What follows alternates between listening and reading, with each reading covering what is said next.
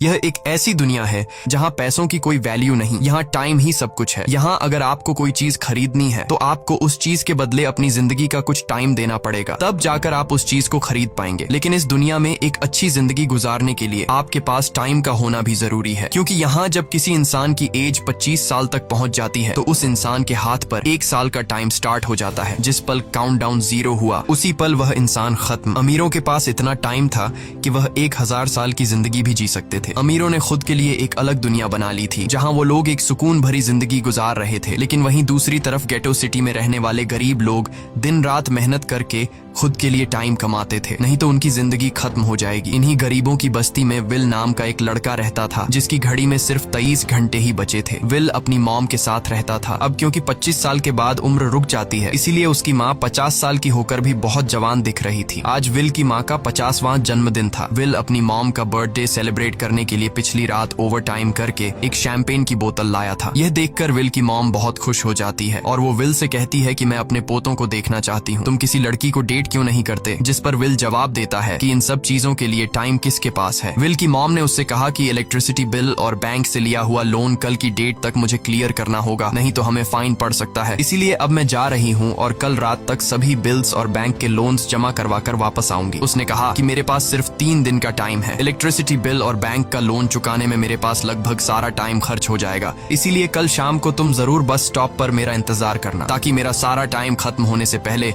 मैं तुमसे कुछ टाइम ले सकूं। इस पर विल ने कहा ठीक है, मैं टाइम पर पहुंच जाऊंगा। जाने से पहले विल की माँ विल के हाथ को छूकर उसकी बॉडी में 30 मिनट ट्रांसफर करती है ताकि विल अच्छा नाश्ता खरीद कर खा सके। इसके बाद दोनों अपने अपने काम पर निकल गए। रास्ते में विल के पास एक छोटी बच्ची आती है। वो विल को एक कैप्सूल देकर विल से उसका थोड़ा सा टाइम मांगती है। विल मुस्कुराते हुए उस छोटी बच्ची को कैप्सूल में अपनी जिंदगी का 5 मिनट का टाइम दे देता है और वह चली जाती है। यहाँ हमें पता चलता है कि यह लोग अपने टाइम को एक कैप्सूल में स्टोर भी कर सकते हैं, जिससे यह लोग कभी भी यूज और ट्रांसफर कर सकते हैं। इसके बाद विल काम के लिए फैक्ट्री पहुंच जाता है। काम शुरू करने से पहले वह कॉफी लेने जाता है, लेकिन वहां वह देखता है कि हर एक चीज का दाम डबल हो गया है। जहां पहले कॉफी 2 मिनट की मिलती थी, अब उसका प्राइस डबल होकर 4 मिनट हो चुका है। यहाँ पर कभी भी किसी चीज का भी दाम बढ़ा दिया जाता है बिना किसी अनाउंसमेंट के। ये बात विल को बहुत बुरी लगती है। मजबूरी में विल ने भी कॉफी के लिए अपनी जिंदगी के 4 मिनट पे किए और काम पर लग गया। दिन भर के काम के बाद रात के वक्त विल अपने दोस्त के साथ एक बार में जाता है। विल का दोस्त एक नंबर का शराबी था। वह हर वक्त शराब के नशे में टली रहता। विल का दोस्त विल को इशारे में बताता है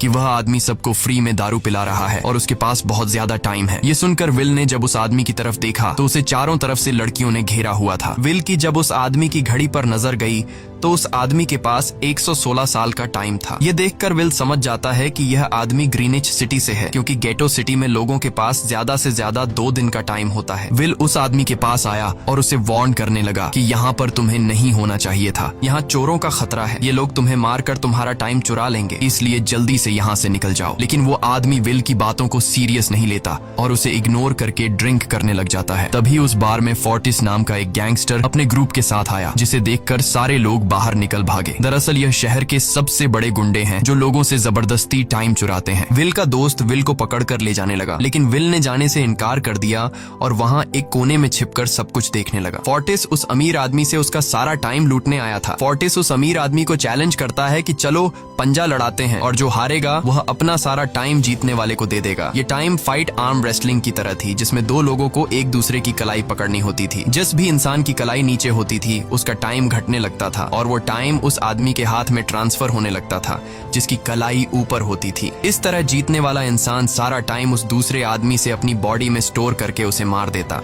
फोर्टिस उस आदमी से कहता है, क्या तुम इसके लिए तैयार हो? इस पर उस अमीर आदमी ने कहा कि मैंने बहुत ज्यादा ड्रिंक की हुई है, इसलिए मुझे कुछ टाइम चाहिए, उसके बाद मैं तुम्हारे चैलेंज के लिए तैयार हूँ। फोर्टिस कहता है कि ठीक है, ये तुम्हारी आखिरी ख्वाहिश है, जाओ, मैं तुम्हें तैयार होने के लिए कुछ मिनट देता हूँ। फोर्टिस उसके साथ अपना एक आदमी भी भेज देता है ताकि यह भाग न सके। वो अमीर आदमी बाथरूम में आकर बहुत ज्यादा उल्टियां करने लग जाता है, क्योंकि उसे काफी चढ़ गई थी। इसलिए अगर वो इस हालत में फोर्टिस से पंजा लड़ता तो इस अमीर आदमी का हारना कंफर्म था। तभी विल वहाँ पर आ जाता है। वो फोर्टिस के आदमी को मारकर उस अमीर आदमी को अपने साथ उस जगह से बाहर निकाल लेता है और उसे फोर्टिस से बचाकर एक सेफ जगह पे ले आया। विल ने उस अमीर आदमी से कहा कि मैंने तुमसे कहा भी कि तुम्हारी जान को खतरा है, तुम जानबूझकर अपना टाइम क्यों बर्बाद कर रहे हो। वो आदमी विल को अपना नाम हेनरी बताता है और वो विल से पूछता है कि तुम्हारी उम्र कितनी है। विल ने बताया 28 साल। हेनरी ने कहा मेरी उम्र 105 साल है और अब मैं जिंदगी से थक चुका हूँ। मैंने अपनी लाइफ में हर एक चीज का मजा लिया है और अब मुझे इस जिंदगी की जरूरत नहीं है, मैं जीना नहीं चाहता। ये सुनकर विल ने हैरानी से पूछा आखिर तुम कहना क्या चाहते हो। इस पर हेनरी ने कहा लगता है तुम अब तक हकीकत से अनजान हो। क्या तुमने कभी सोचा है कि इस दुनिया में अलग अलग टाइम जोन्स क्यों बनाए गए हैं?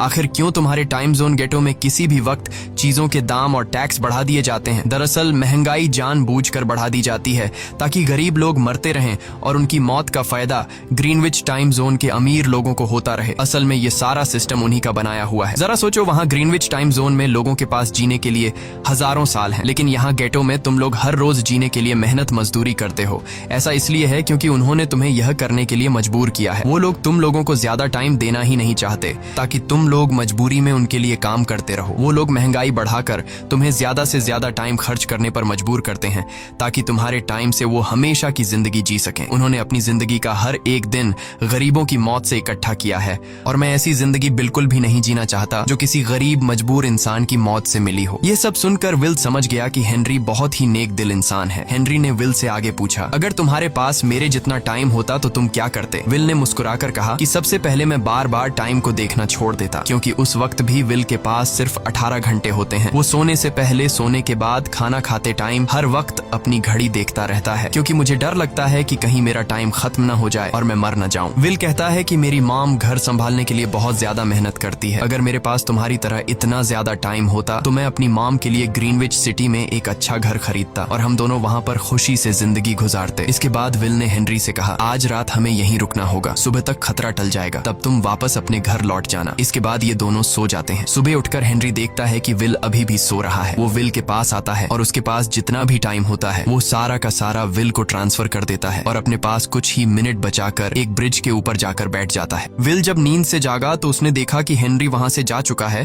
तभी हमेशा की तरह नींद से जागने के बाद विल ने अपनी घड़ी में नजर डाली। विल की घड़ी में 116 साल ऐड हो चुके थे। यह देखकर उसकी आंखें खुली की खुली रह गईं। उसे लगा कि वो अभी भी नींद में है और सपना देख रहा है। इसी दौरान विल की नजर विंडो पर पड़ी जिस पर लिखा था मेरा टाइम बर्बाद मत करना। वो समझ जाता है कि हेनरी ने मुझे अपना सारा समय दे दिया है। तभी विल ने हेनरी को दूर एक ब्रिज के किनारे पर बैठे देखा। विल जल्दी से हेनरी की तरफ भागा, लेकिन अब बहुत देर हो चुकी थी क्योंकि हेनरी के पास अब बस कुछ ही सेकंड्स बचे थे और थोड़ी देर बाद वो एक झटके से मरकर ब्रिज से नीचे पानी में गिर गया। विल को हेनरी की मौत का बहुत ज्यादा दुख होता है। अब विल के पास 116 साल की जिंदगी थी और वो समझ जाता है कि अगर मैं यहाँ पर रहा तो लोग समझेंगे कि हेनरी को इसी ने मारा है। विल जल्दी से अपने दोस्त के पास जाता है। विल का दोस्त विल के हाथ में इतना सारा टाइम देखकर शॉक रह जाता है, जिसके बाद विल ने अपने दोस्त को दोस्ती की खातिर 10 साल का टाइम दिया। ये देखकर विल का दोस्त उसका दिल से शुक्रिया अदा करता है। विल कहता है कि यहाँ रहना मेरे लिए अब ठीक नहीं, क्योंकि इतने ज्यादा टाइम को देखते हुए मेरा टाइम छीनने के लिए कोई भी मुझे मार सकता है। अब मैं अपनी माँ के लिए ग्रीनविच सिटी में एक अच्छा सा घर खरीद सकता हूँ और वहाँ पर एक सेफ लाइफ गुजारूंगा। जिसके बाद विल अपने दोस्त को गुड बाय कहकर वहाँ से निकल जाता है और सीधा उस बस स्टॉप पर जाकर मॉम का इंतजार करने लगता है, जहाँ 2 दिन पहले उसकी मॉम ने उससे कहा था कि मैं इलेक्ट्रिसिटी का बिल और बैंक का लोन चुकाकर इस बस स्टॉप पर पहुंचूंगी। दूसरी तरफ विल की मॉम सारे लोन और बिल्स भरने के बाद घर लौटने के लिए बस में चढ़ी, पर तभी उसे पता लगा कि एक ही दिन में बस की टिकट के दाम डबल हो गए थे। पहले जहां टिकट 1 घंटे में आती थी वहीं अब प्राइस 2 घंटे हो गया था। ये देखकर विल की मॉम बहुत ज्यादा परेशान हो जाती है क्योंकि विल की मॉम के पास सिर्फ 1.5 घंटा बचा था। विल की मॉम बस ड्राइवर से रिक्वेस्ट करती है कि अगले स्टॉप पर मेरा बेटा उसे बाकी का टाइम दे देगा, लेकिन बस ड्राइवर ने साफ इनकार कर दिया और कहा कि अगर टाइम नहीं है तो फिर पैदल चली जाओ। लेकिन विल की मॉम को पता था कि अगला बस स्टॉप बहुत दूर है, अगर वह पैदल भी जाती है तो उसे पहुंचने में 2 घंटे लगेंगे। उस वक्त बस में ढेर सारे पैसेंजर्स सवार थे। विल की मॉम ने उनसे भी रिक्वेस्ट की पर किसी ने भी उनकी मदद नहीं की। इतने में ही बस वहां से निकल गई। विल की मॉम रेचल के पास ज्यादा टाइम नहीं बचा था, इसलिए वह दौड़ती हुई पैदल घर की तरफ भागने लगी। दूसरी तरफ विल अपनी मॉम के लिए फूलों का गुलदस्ता लिए बस स्टॉप पर उनका इंतजार कर रहा था, क्योंकि आज उसे अपनी मॉम का बर्थडे सेलिब्रेट करना था। बस जब उस स्टॉप पर पहुंची तो कई सारे पैसेंजर्स उतर आए, पर उनमें से विल की मॉम नहीं थी। विल यह देखकर परेशान हो जाता है और उसे समझ आ गया कि जरूर उसकी मॉम मुसीबत में है। वह उसी वक्त अपनी मॉम की तलाश में भागा। उधर रेचल के पास अब कुछ ही मिनट बचे थे। वह रास्ते में आने वाली गाड़ियों और लोगों के घरों का दरवाजा पीट पीट कर उनसे थोड़ा समय उधार मांग रही थी, लेकिन कोई भी उसकी मदद करने को तैयार नहीं था। इधर विल जब कुछ दूर गया तो उसे उसकी मॉम दौड़ती हुई नजर आ गई। अपनी मॉम को भागते हुए देख विल समझ गया कि उनके पास ज्यादा टाइम नहीं है। वह अपना हाथ आगे करके तेजी से उनकी तरफ दौड़ने लगा। उधर रेचल के पास अब सिर्फ 10 सेकंड्स ही रह गए थे। वह भी पूरी तेजी से विल की ओर भाग रही थी, लेकिन जैसे ही रेचल अपने बेटे विल के पास पहुंची, उसका टाइम खत्म हो जाता है और वह मर जाती है। यह देखकर विल को बहुत दुख होता है, क्योंकि उसने अपनी मॉम के लिए क्या कुछ नहीं सोचा था। वह चीख चीख कर रोने लगा। अगली सुबह तक हेनरी की डेड बॉडी टाइम कीपर्स को मिल चुकी थी। ये टाइम कीपर्स वहां पर इन्वेस्टिगेशन करते हैं। आज की दुनिया में टाइम कीपर्स होते थे जो पुलिस की तरह थे। इन टाइम कीपर्स का काम भी क्राइम को रोकना होता है। टाइम कीपर्स के ऑफिसर रेमंड ने उस जगह में अच्छी तरह से जांच की, लेकिन उसे कोई भी क्लू नहीं मिला। तभी रेमंड की नजर उस ब्रिज के पास लगे सीसीटीवी कैमरा की तरफ गई। वह सीसीटीवी फुटेज चेक करने सीसीटीवी रूम के लिए निकल पड़ा। दूसरी तरफ विल समझ चुका था कि उसकी मॉम की मौत के लिए ग्रीनिच में रहने वाले अमीर लोग ही जिम्मेदार हैं,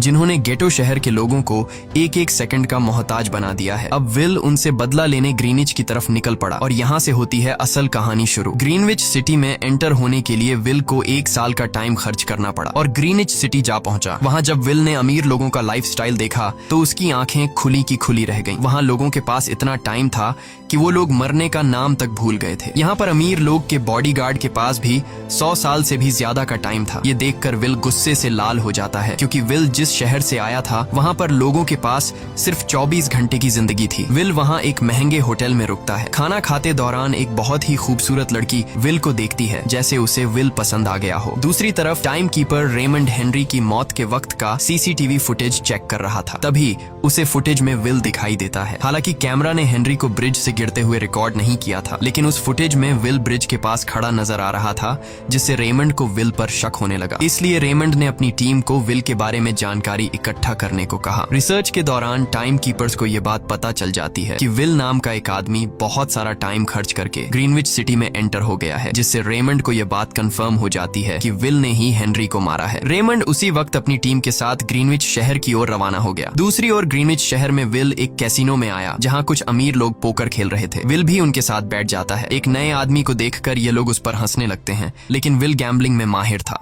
आज उसके लिए अमीरों से पैसे निकालने का सबसे अच्छा मौका था। विल ने फिलिप नाम के एक रईस आदमी के साथ पोकर की बाजी खेली। फिलिप यहाँ का सबसे रईस इंसान है। उसके पास खुद का एक टाइम बैंक है जो लोगों को लोन पर टाइम देता है। फिलिप के साथ उसकी डॉटर भी बैठी होती है। यह वही लड़की है जो कुछ देर पहले विल को गौर से देख रही थी। गेम जब शुरू हो जाती है तब विल अपनी लाइफ का सारा टाइम दांव पर लगा देता है और अपनी माइंड के बदौलत वो फिलिप से 1100 साल जीत जाता है। यह देखकर फिलिप की बेटी सिल्विया विल से काफी ज्यादा इम्प्रेस हो जाती है। उसने विल को कल रात अपने घर पार्टी पर इनवाइट किया। फिर अगली शाम विल एक नई नवेली कार खरीद कर फिलिप की पार्टी में जा पहुंचा। वहीं पार्टी के दौरान विल और सिल्विया डांस करने लगते हैं और सिल्विया मन ही मन विल को दिल दे बैठी। वो अपनी दिल की बात विल से करने ही वाली थी कि तभी टाइम कीपर रेमंड अपनी टीम के साथ वहां पहुंचता है और विल को पकड़ लेते हैं। विल को खूनी समझकर सिल्विया भी उससे नाराज हो गई। रेमंड ने सबसे पहले विल का सारा टाइम उससे छीन कर सिर्फ 2 घंटे दिए। उसके बाद वो विल को हेनरी के खून के इल्जाम में गिरफ्तार करने लगा। रेमंड विल से पूछता है कि तुमने हेनरी को क्यों मारा। विल उसे कहता है कि मैंने उसे मारा नहीं था, बल्कि वो खुद जीना नहीं चाहता था, इसलिए उसने मुझे 116 साल दी और बाद में उसने खुद की जान ली। लेकिन रेमंड विल की बात पर यकीन नहीं करता। विल समझ जाता है कि रेमंड मुझे हेनरी के झूठे केस में फंसाकर उम्र भर कैद के लिए मुझे जेल में डाल देगा। इसलिए वह मौका देखते ही रेमंड के आदमियों को मारकर खुद को आजाद कर लेता है और उनकी बंदूक लेकर सिल्विया को बंदी बना लिया। सिल्विया को ढाल बनाकर विल उसे साथ लेकर भाग निकला और रेमंड और उसके आदमियों को चकमा देता हुआ वापस गेटो शहर आ पहुंचा। इस दौरान विल के पास टाइम काफी कम बचा था। उसने सिल्विया से कुछ टाइम उधार मांगा, लेकिन सिल्विया ने उसे 1 सेकंड भी देने से इनकार कर दिया, क्योंकि वह भी उसे हेनरी का खूनी समझ रही थी। इसलिए वो और तेजी से गेटो शहर की तरफ कार दौड़ाता है ताकि वहां पहुंचकर किसी से टाइम उधार ले सके। जल्दबाजी में उसका ध्यान आगे सड़क पर बिछी कंटीली तारों पर नहीं पड़ता, जिससे टकराते ही विल की कार ब्रिज से नीचे गिर जाती है। इस एक्सीडेंट में विल और सिल्विया बेहोश हो गए। असल में रास्ते में वह कांटे फोर्टिस और उसकी गैंग ने बिछाए थे। फोर्टिस ने देखा कि सिल्विया के पास 10 साल का टाइम था। वो सिल्विया का सारा टाइम चुरा कर वहां से निकल जाते हैं। इतने में ही विल और सिल्विया को होश आया। सिल्विया ने जब अपने हाथ की तरफ देखा तो वो परेशान हुई, क्योंकि उसके पास सिर्फ सिर्फ 30 मिनट ही बचे थे और विल के पास भी कुछ मिनट ही बचे थे, पर फिर भी उसने सिल्विया को अपने कुछ मिनट दिए, जिससे इन दोनों का टाइम बराबर हो गया। इसके बाद विल सिल्विया को लेकर जल्दी से अपने दोस्त के घर जाता है जिसे उसने 10 साल दिए थे। जब उसके दोस्त की वाइफ ने दरवाजा खोला और उसने विल को देखा तो उसने विल से नाराजगी जताते हुए कहा, तुम्हारे दिए हुए 10 साल ने मेरे हस्बैंड की जान ले ली। उसने सारा टाइम शराब में उड़ा दिया जिससे उसकी मौत हुई। ये सुनकर विल मायूस हो गया, लेकिन अब इन दोनों के पास भी ज्यादा टाइम नहीं था। अगर यह दोनों जल्दी से कुछ नहीं करते तो इनकी भी मौत पक्की थी। तभी विल ने सिल्विया के कानों में ईयरिंग देखी जो हीरे की थी। उसे बेचकर विल और सिल्विया को 2 दिन का टाइम मिल गया। इसके बाद विल सिल्विया को लेकर फोन बूथ पर आया। उसने सिल्विया के पिता फिलिप को कॉल किया और बताया कि उसकी बेटी अब तक सही सलामत है। उस वक्त रेमंड भी फिलिप के पास ही मौजूद था और विल को भी पता था कि रेमंड भी वहाँ मौजूद है। विल ने सिल्विया को छोड़ने के बदले 10,000 साल का टाइम मांगा और वो 10,000 साल टाइम बैंक के जरिए गरीब लोगों में बांटने को कहा और कल सुबह तक का टाइम दिया। हालांकि फिलिप के लिए यह रकम कुछ भी नहीं थी, पर फिलिप किसी भी कीमत पर गरीबों को टाइम नहीं देना चाहता था। इधर विल सिल्विया को अपने घर ले आया जहां पर दोनों सुबह होने का इंतजार कर रहे थे। इसी दौरान सिल्विया ने विल से पूछा कि उसकी फैमिली कहाँ है। इस पर विल ने बताया कि पिछली रात ही टाइम न होने की वजह से मेरी माँ की डेथ हुई। ये सुनकर सिल्विया को बहुत बुरा लगता है और उसे एहसास होता है कि यहाँ गरीब लोग हर पल मौत के डर में जीते हैं। उन्हें एक दिन का टाइम कमाने में कितनी मेहनत करनी पड़ती है। अगली सुबह बैंक खुलते ही विल और सिल्विया खिड़की से बैंक पर नजर रखने लगे, लेकिन बैंक ने गरीबों में टाइम नहीं बांटा। सिल्विया यह देखकर बहुत मायूस हो गई कि टाइम के आगे उसके पिता के लिए अपनी बेटी की भी कोई कीमत नहीं थी। अब सिल्विया को समझ आ गया कि उसके पिता सिर्फ बिजनेसमैन नहीं है, बल्कि वो इस सिस्टम के हेड हैं। वो गरीब लोगों की मौत से अपनी जिंदगी के साल जमा करते हैं। सिल्विया को यूं मायूस देखकर विल ने उसे वापस घर भेजने का फैसला किया। वो उसे फोन बूथ पे ले आया और अपने पिता को कॉल करके अपने लिए मदद बुलाने को कहा। इस दौरान विल सिल्विया को वेपन भी दे देता है ताकि वो खुद की हिफाजत कर सके। इधर सिल्विया फोन पर अपने पिता से बात कर रही थी कि तभी टाइम कीपर रेमंड चुपके से वहां आ पहुंचा और विल पर गन तान दी। रेमंड विल पर गोली चलाने ही वाला था कि तभी सिल्विया ने रेमंड को देख लिया और घबराहट में रेमंड पर गोली चला दी। ये देख विल घबरा कर रेमंड के पास आया। हालांकि वो गोली रेमंड के हाथ को छू कर निकल गई थी। रेमंड के हाथ से बहुत खून निकल रहा था। विल ने रेमंड की घड़ी देखी। रेमंड के पास सिर्फ 2 घंटे बचे थे। दरअसल टाइम कीपर्स को भी सैलरी के तौर पर हर रोज 1 दिन का ही टाइम मिलता था। विल समझ गया कि जब तक रेमंड के पास उसके टीम वाले पहुंचेंगे तब तक रेमंड का ज्यादा खून बहने की वजह से उसकी मौत हो गई होगी। इसलिए विल रेमंड को 2 घंटे का टाइम देते हुए रेमंड की कार को लेकर वहां से निकल गया। रेमंड को गोली मारकर अब सिल्विया भी क्राइम लिस्ट में आ चुकी थी। हालांकि विल ने सिल्विया से कहा कि वो अभी इन सब से निकल सकती है, लेकिन ग्रीनिच में सिल्विया की जिंदगी पिंजरे में कैद पंछी की तरह थी। उसके पिता फिलिप ने उस पर बहुत सारी पाबंदियां लगा दी थीं, पर यहाँ आकर उसे आजादी का एहसास हो रहा था क्योंकि यहाँ वो अपनी मर्जी की मालिक थी और सिल्विया समझ जाती है कि यहाँ पर लोगों के साथ गलत हो रहा है। अब वह भी गरीबों को उनका हक दिलाने में विल के साथ थी। विल और सिल्विया ने मिलकर अमीरों को लूटना शुरू कर दिया। सिल्विया जो कि ग्रीनिच सिटी के चप्पे चप्पे से वाकिफ थी, इसलिए इन दोनों ने प्लान बनाया कि वो ग्रीनिच सिटी में बैंक से टाइम कैप्सूल चुराएंगे और उनको गरीबों में बांट देंगे। सिल्विया ने सबसे पहले अपने पिता फिलिप के कई सारे बैंक्स में डाका डाला क्योंकि फिलिप ने गरीबों की मौत से वह सारा टाइम इकट्ठा किया था। इन दोनों ने तिजोरी से सभी टाइम कैप्सूल एक बैग में पैक करके वहां से निकल गए और उन्हें गरीबों में बांटने लगे। इतनी बड़ी चोरी करने के बाद अब सरकार भी इन दोनों से तंग आ चुका था, इसीलिए सरकार ने इन दोनों के सर पर 10 साल का टाइम इनाम रख दिया। ये खबर सुनते ही गैंगस्टर फोर्टिस अब इन दोनों को कुत्ते की तरह ढूंढने लगा, लेकिन विल और सिल्विया हर रोज अपना ठिकाना बदलते रहते थे जिससे वो किसी के हाथ नहीं आते थे। यह दोनों एक होटल में छुपे हुए थे। इनके पास टाइम की कमी तो थी नहीं, इसलिए उन्होंने पूरे होटल को ही बुक कर लिया था। फोर्टिस इन दोनों की तलाश में उस होटल के बाहर आ पहुंचा। वहां उसने कुछ लोगों को पकड़कर उनसे विल और सिल्विया के बारे में पूछने लगा, लेकिन उन लोगों पर विल और सिल्विया के बहुत एहसानात थे, इसलिए ये लोग मरने के लिए तो तैयार थे, पर विल और सिल्विया का ठिकाना बताने के लिए तैयार नहीं थे। लेकिन जब फोर्टिस ने उन लोगों पर बहुत ज्यादा जोर जबरदस्ती की तो उनमें से एक बंदा मौत के डर से फोर्टिस को उस होटल के बारे में बता देता है जहां विल और सिल्विया छुपे हुए थे, जिसके बाद फोर्टिस फौरन अपनी गैंग के साथ वहां पर पहुंच जाता है और इन दोनों को पकड़ लेता है। अब विल और सिल्विया का उनसे बच पाना नामुमकिन था। फोर्टिस ने विल को एक टेबल पर बैठा दिया और उसे टाइम फाइट के लिए चैलेंज किया। विल समझ गया कि अगर मैंने चैलेंज से इनकार किया तो फोर्टिस के गैंग वाले लोग मुझे मार देंगे, इसलिए क्यों ना आज इसके साथ पंजा आजमाया जाए। फोर्टिस और विल ने एक दूसरे की कलाई पकड़ ली और मौत का खेल शुरू हुआ। फोर्टिस माहिर खिलाड़ी था। उसने शुरुआत में ही विल का हाथ नीचे कर दिया, जिससे विल का टाइम तेजी से फोर्टिस में ट्रांसफर होने लगा। लेकिन विल बिल्कुल जोर ही नहीं लगा रहा था, जैसे कि वो जानबूझकर हार रहा हो। पर जैसे ही विल के पास अपनी लाइफ के 3 से 4 सेकंड बचे, तभी विल ने अपनी पावर दिखाई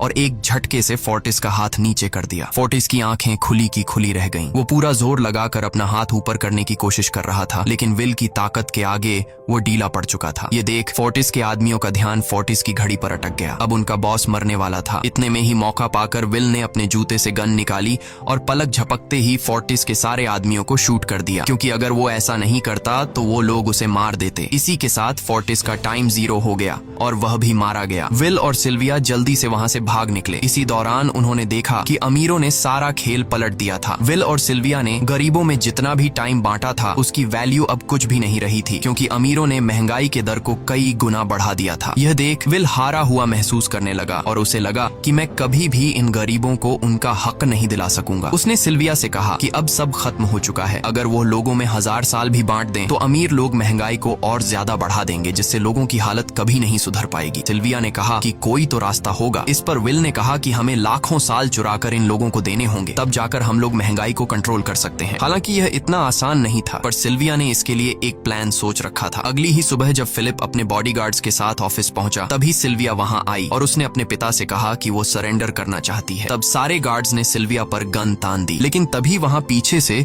गार्ड के बेस में छिपा विल वहां आ पहुंचा। उसने फिलिप के सर पर गन रखी और उसके जरिए लॉकर का दरवाजा खुलवाया। विल और सिल्विया ने फिलिप के लॉकर से एक टाइम कैप्सूल चुरा लिया, जिसमें 10 लाख साल का टाइम मौजूद था। इस टाइम कैप्सूल का एक साल गरीबों की ही मौत से आया था। विल और सिल्विया वह टाइम कैप्सूल लेकर भाग जाते हैं। इधर रेमंड को जब यह बात पता चली तो वह फौरन विल और सिल्विया के पीछे लग गया। जब रेमंड ने अपने हाथ पर घड़ी को देखा तो उसके पास 1 घंटे से भी कम टाइम बचा हुआ था। वह हेडक्वार्टर कॉल करके कहता है कि मुझे मेरी सैलरी कैप्सूल में भेज दो, मेरे पास टाइम कम है। लेकिन इससे पहले कि वह अपनी बॉडी में कैप्सूल से टाइम ट्रांसफर कर पाता, उसे विल की कार दिख जाती है और वह कैप्सूल से अपनी बॉडी में बिना टाइम ट्रांसफर किए उनके पीछे लग जाता है, क्योंकि अगर वो 10 लाख साल गरीबों को मिल जाते तो गेटो टाइम जोन का हर एक इंसान अमर हो जाता और अमीरों का बनाया पूरा सिस्टम तहस नहस हो जाता। रेमंड ने विल और सिल्विया को पकड़ने के लिए अपनी पूरी जी जान लगा दी, लेकिन वो उन्हें रोक नहीं पाया। विल और सिल्विया रेमंड को चकमा देकर गेटो शहर आ गए और वह टाइम कैप्सूल एक बच्ची के हाथों में सौंप दिया। उन्हें पता था कि रेमंड सीधा हमारे पीछे गीटो शहर पहुंचेगा, इसलिए उन्होंने इस जगह को छोड़कर एक सुनसान जगह पर चले गए। उधर उन्होंने गीटो शहर के लोगों में लाखों साल बांटकर उन्हें अमर कर दिया था, लेकिन खुद इन दोनों के पास बहुत ही कम टाइम बच जाता है। बदकिस्मती से उसी पल रेमंड ने उन्हें पकड़ लिया। रेमंड ने विल को धमकी देते हुए कहा, अगर तुम्हें अपनी जान प्यारी है तो चुराया हुआ सारा टाइम वापस कर दो। तब विल ने उसे अपनी घड़ी का समय दिखाया। विल और सिल्विया के पास कुछ ही मिनट बचे थे। विल ने रेमंड से कहा, कहीं तुम भूल तो नहीं गए? याद है जब तुम मरने वाले थे तो मैंने तुम्हें कुछ टाइम उधार दिया था। टाइम तो तुम्हें मुझे वापस करना चाहिए। यह सुनकर रेमंड को याद आया कि विल और सिल्विया को पकड़ने की जल्दी में उसने अपने टाइम पर ध्यान ही नहीं दिया। जब उसने अपनी घड़ी पर नजर डाली तो उसके पास सिर्फ 5 सेकंड ही बचे थे, जो देखते ही देखते 0 हो गए और रेमंड मारा गया। विल और सिल्विया रेमंड से तो बच गए थे, पर इन दोनों के पास भी अब सिर्फ एक मिनट ही बचा था। ऊपर से उस सुनसान इलाके में उनकी मदद करने वाला भी अब कोई नहीं था। उन्हें अपनी मौत साफ नजर आ रही थी। इन दोनों ने मायूस होकर एक दूसरे को गले लगाया और तभी विल को रेमंड की कार नजर आई। विल फौरन कार की तरफ भागा और वहां पहुंचकर उसने रेमंड की सैलरी का टाइम अपनी घड़ी में ट्रांसफर कर दिया। इसके बाद वह सिल्विया को भी टाइम देने उसकी ओर भागने लगा। सिल्विया भी तेजी से विल की ओर दौड़ रही थी। सिल्विया के पास कुछ ही सेकंड्स बचे हुए थे। यह बिल्कुल उसी तरह का पल था जिस तरह से विल ने अपनी मॉम को खोया था। विल ने अपनी मॉम को तो खो दिया था, पर सिल्विया को नहीं खोना चाहता था। विल सिल्विया के बिल्कुल करीब ही था, पर तभी सिल्विया विल की बाहों में गिर पड़ी। लकीली विल ने सही वक्त पर सिल्विया का हाथ थाम लिया था, जिससे उसकी जान बच गई। विल और सिल्विया की बदौलत अब डेटन शहर के सारे लोग अमर हो चुके थे। अब उन्हें एक घंटे कमाने के लिए फैक्ट्रीज में काम करने की जरूरत नहीं थी। वह सभी अपने सपनों को पूरा करने ग्रीनिच शहर की ओर निकल पड़े, जिससे अमीरों का बनाया सारा सिस्टम फेल हो गया। वहीं इसी के साथ यह कहानी खत्म हो जाती है। अगर आपको वीडियो अच्छी लगी हो तो हमारे चैनल को सब्सक्राइब और वीडियो को लाइक जरूर कीजिएगा।